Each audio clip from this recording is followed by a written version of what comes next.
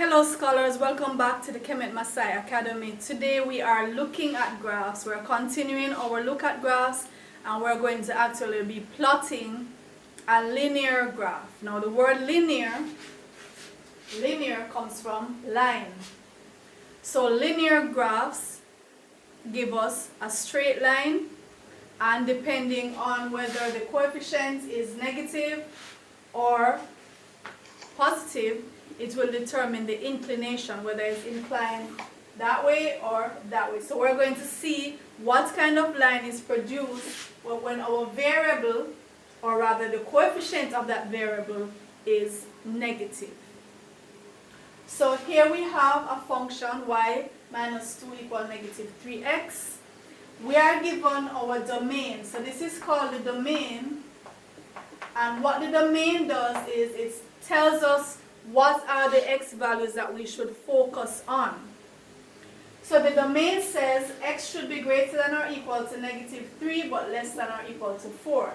That means our graph, they only want us to focus from negative 3 to 4. Now because this is a linear graph, remember, if you're drawing a straight line, how many points do you need in order to draw that straight line? You really only need 2 points, right?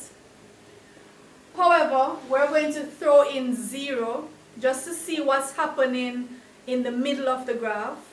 We're going to put 0 and the 2 endpoints. So we're going to make a table so that we can get our coordinates of our ordered pairs, our x value and our y value, in order to plot the graph.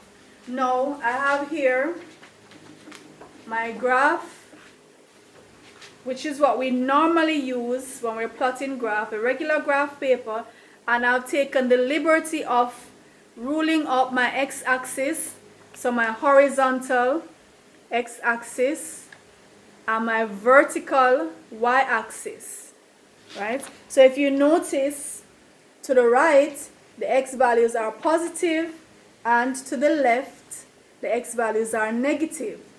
For the y-axis, above the 0 the y numbers are positive, and below 0 they are negative. Now you notice I've numbered the little boxes here. On this typical graph paper, each little box is 1 centimeter, right? So I've given each axis a scale. On the x-axis, I'm going up by 1 centimeter. So each little box, that same space, I've maintained it across the x-axis. On the y-axis, the scale is different. So on the y-axis, I'm going up by 5. So 1 centimeter represents 5 units on my y-axis. Usually, your y values will be bigger than your x values. So you might be forced to use a different scale on the y so that everything can hold. Right? So this is the typical graph paper we'd use. You'd get your accurate readings because it's already lined up. It's already given us our accurate 1 centimeter units, which we can use. So I'm going to do the graph on the board. I've ruled up my coordinate plane on the board, my Cartesian plane. Not going to be as accurate as the graph paper if I were plotting it on graph paper, but I'm going to try to be as accurate as I can be. So let's put in our equation and our domain. So the x values from negative 3 to 4, and we say we're going to put in 0. Now if you look at the equation, it's not yet in the format that we want it, and sometimes you're going to be given equations that are not in the format. What format do we want it in? We want y to be equal to everything else. We want y equal everything else. So that means we're making y the subject of the equation, because y, you're going to plug in your x values to get y. So what we need to do here then is to add 2 to both sides of the equation so that we can get rid of the 2 to the left.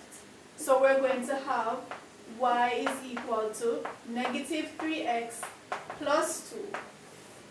So that's the equation we're going to work with. So to get our y values, we're going to multiply the x values by negative 3 and then add 2. So let's do that. So we're going to put negative 3x plus 2.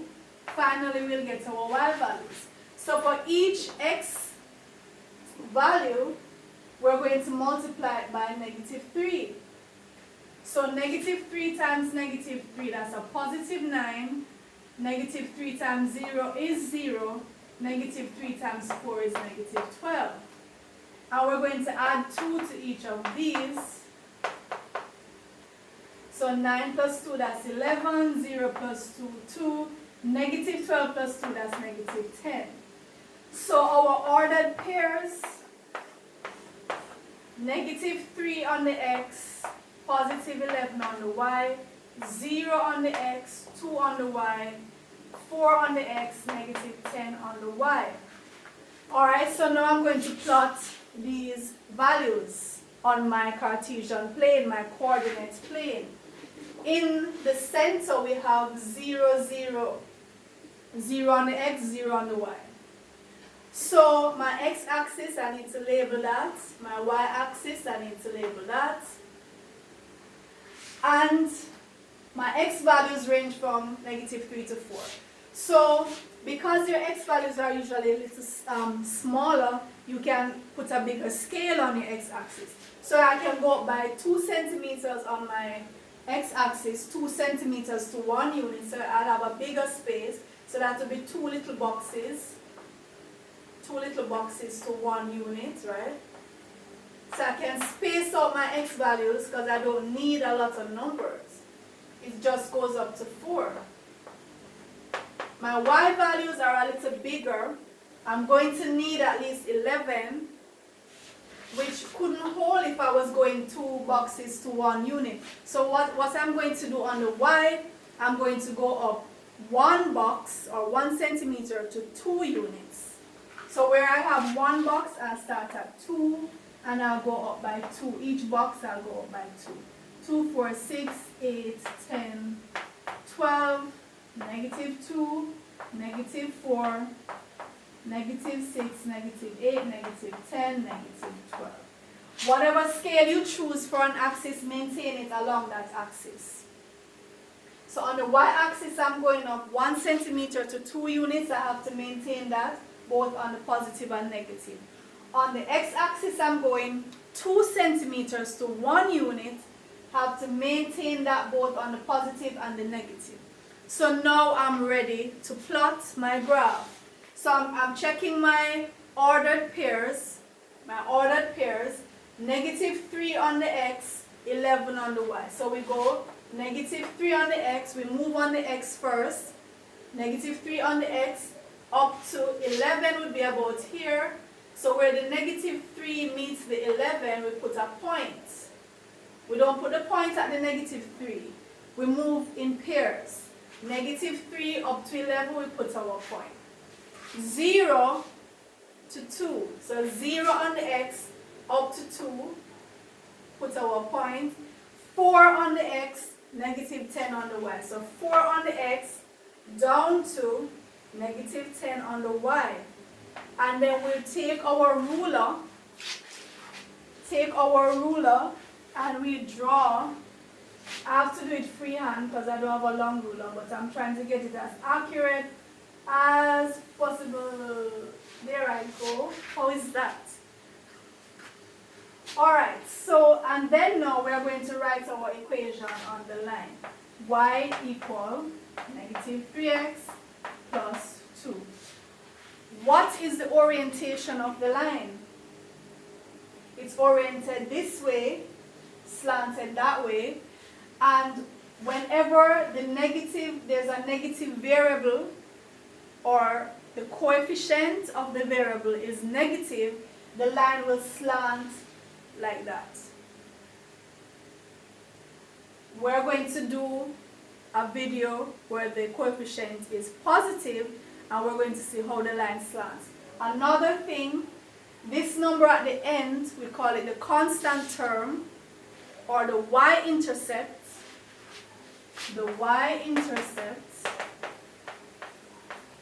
or the constant, that number tells us where the line will cut the y-axis, where it intercepts the y-axis. And here we go, the line cut the y-axis at 2. See, positive 2. So you can look at an equation and know right off the bat where the line will cut the y-axis. You can know right off the bat how the slope will be inclined. It will be that way if it's negative, and we're going to see how it will look when it's positive. Join me in the next video. If you have benefited from watching this video, just drop a line in the comments to say thank you, miss, and share the video so others can benefit. Let me know if you want me to do a video on any other topic, not only graph, any other topic that you need clarification on. If you have not subscribed to the channel, please do so now. And just let me know again how you feel about the videos you've been watching so far, and what you'd like me to do next. So I'll see you in the next video.